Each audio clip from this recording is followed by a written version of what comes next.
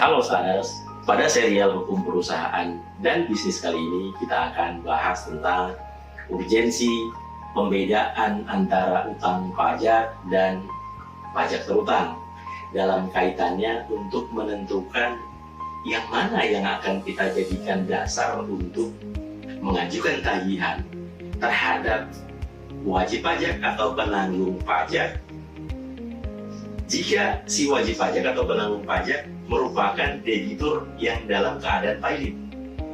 Artinya dengan kata lain, mana yang dapat kita jadikan acuan untuk mengajukan tagihan atas budel pilot dari penanggung pajak. Salah seorang begawan hukum pajak Indonesia, yakni Profesor Rohmat Sumitro, beliau mengatakan bahwa penting untuk diketahui kapan suatu pajak dianggap telah lahir. Yang salah satu manfaat dari pemahaman ini adalah untuk mengetahui kapan suatu utang pajak dianggap telah ada dan oleh karenanya negara dapat melakukan tindakan penagihan atasnya. Artinya, negara dapat mengenforce, melakukan tindakan-tindakan untuk melakukan penagihan. Dengan kata lain, utang pajaknya sudah ada, gitu.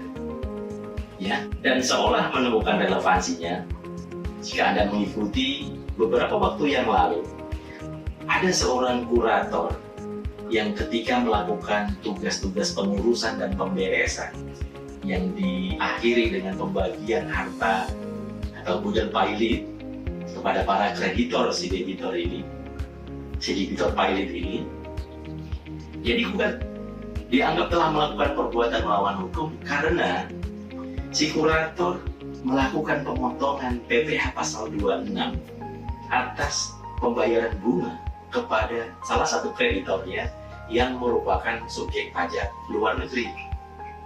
Hal mana menurut si kreditor yang merupakan subjek pajak luar negeri tadi beranggapan bahwa kurator telah melakukan perbuatan melawan hukum. Kenapa? Karena utang pajak tadi atau PPh pasal 26 tadi bukanlah utang pajak karena dia belum memenuhi kualifikasi sebagai utang yang telah jatuh tempo atau jatuh waktu dan dapat ditagih sebagaimana diatur dalam Undang-Undang Nomor 37 Tahun 2004 tentang kepailitan dan PKPU. Oleh karenanya, Majelis Hakim Pengadilan Niaga pada Pengadilan Negeri Surabaya menjatuhkan putusan yang pada intinya mengabulkan gugatan lain-lain dari si kreditor dan menyatakan bahwa si kurator telah melakukan perbuatan melawan hukum. Putusan ini diperkuat oleh Mahkamah Agung melalui putusan kasasi, walaupun akhirnya dibatalkan oleh Mahkamah Agung melalui putusan peninjauan kembali. Tapi itu pun ada serangkaian tindakan atau perbuatan lainnya sampai akhirnya keluar putusan peninjauan kembali tadi. Untuk lebih jelasnya Anda bisa lihat pada putusan-putusan berikut di Pengadilan Negeri Surabaya, Pengadilan Niaga pada Pengadilan Negeri Surabaya, putusan kasasi MA dan putusan peninjauan kembali.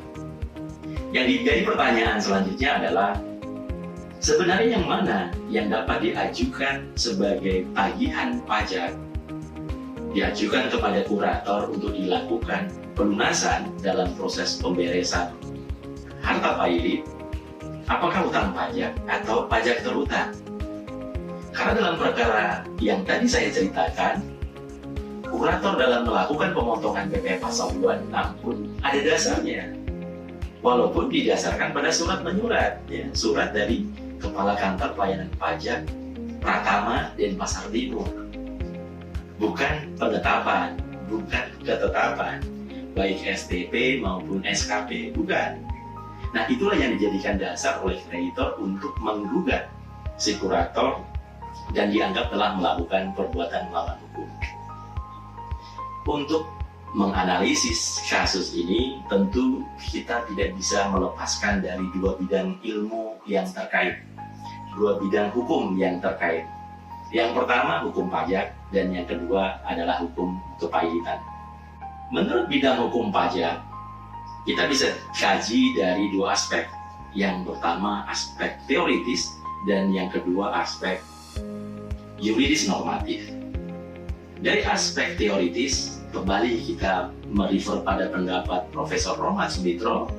Beliau mengemukakan bahwa untuk menentukan saat lahirnya utang pajak dikenal dua ajaran, yaitu ajaran material dan ajaran formil. Menurut ajaran material, utang pajak dianggap otomatis lahir ketika telah memenuhi syarat subjektif dan objektif yang oleh beliau dengan menggunakan bahasa Belanda yaitu tandestaan, yang diartikan sebagai suatu peristiwa atau perbuatan atau keadaan yang oleh undang-undang atau ketentuan perpajakan dikualifisir sebagai objek pajak. Sebagai contoh, Anda bisa lihat pada tabel ini, di mana apabila seorang subjek pajak, baik orang perseorangan maupun badan, memiliki objek pajak, maka otomatis demi hukum dia langsung terutang pajak tanpa menunggu adanya penetapan pajak dari otoritas fiskal. Ketika ada subjek pajak, baik orang perseorangan maupun korporasi yang dalam 1 tahun pajak membukukan laba, maka atas peristiwa atau kondisi tersebut demi hukum tanpa menunggu adanya penetapan dari otoritas fiskal sudah terutang PPh.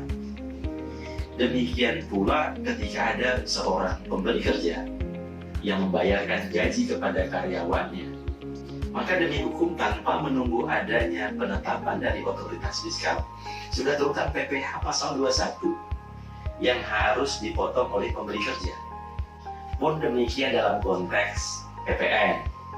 Sebuah minimarket yang telah memenuhi kualifikasi sebagai pengusaha kena pajak, pada saat mereka melakukan penyerahan atau penjualan barang kena pajak, maka demi hukum otomatis terutang PPN yang wajib dia pungut, yang harus dia setorkan tanpa menunggu adanya penetapan dari otoritas fiskal. Itu esensi dari ajaran material. Bagaimana dengan ajaran formil? Sebaliknya, dalam ajaran formil, suatu pajak baru terutang ketika telah ada penetapan dari otoritas fiskal. Jadi pemenuhan syarat subjektif dan objektif saja belum melahirkan utang pajak. Jadi setelah ada penetapan pajak dari otoritas fiskal, baru dia terutang. Kita bisa lihat di PBB misalnya. Jadi ketika ada subjek pajak yang memiliki, menguasai, atau memanfaatkan objek pajak berupa bumi dan atau bangunan, maka kepadanya tidak otomatis terutang. Utang pajak belum lahir ketika otoritas fiskal belum menerbitkan surat pemberitahuan pajak terutang atau SPPT. Jadi belum terutang pajaknya, walaupun dia sudah memiliki, menguasai, atau memanfaatkan, tapi belum ada SPPT-nya, maka belum terutang PPB. Itu ajaran formil. Nah, keseluruhan tadi ajaran material dan formil itu kajian atau tinjauan dari aspek teoritis. Bagaimana dari aspek yuridis normatifnya? Dari aspek yuridis normatif, ketentuan perpajakan kita memberikan definisi antara pajak terutang dan utang pajak dalam dua undang-undang yang berbeda. Pajak terutang Anda bisa jumpai di pasal 1 angka 10 Undang-Undang KUP, dan utang pajak Anda bisa jumpai di pasal 1 angka 8 Undang-Undang Penagihan Pajak dengan Surat Paksa atau PPSP.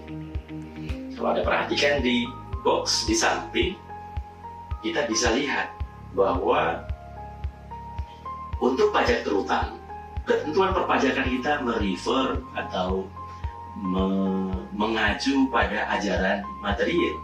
Sementara untuk utang pajak, dia merefer pada ajaran formil. Ya. Nah, kembali ke tema bahasan atau tema diskusi kita di awal.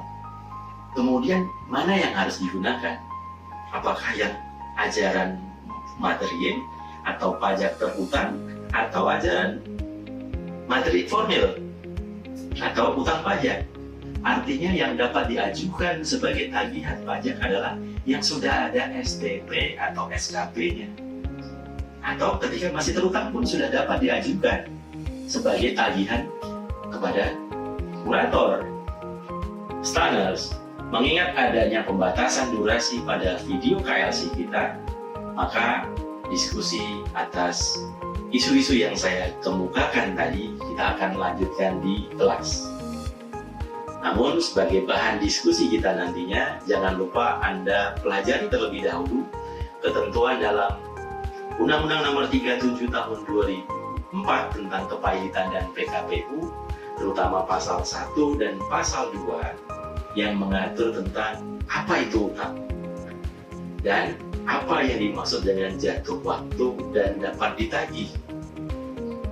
Jangan lupa Anda baca juga ketentuan pasal 25 dan pasal 27 Undang-Undang KUP mengenai kapan suatu utang pajak dianggap telah lahir atau dianggap telah inkrah menurut ketentuan perpajakan. Sekian diskusi kita. Sampai ketemu pada serial hukum perusahaan dan bisnis PKN selanjutnya. Sampai jumpa.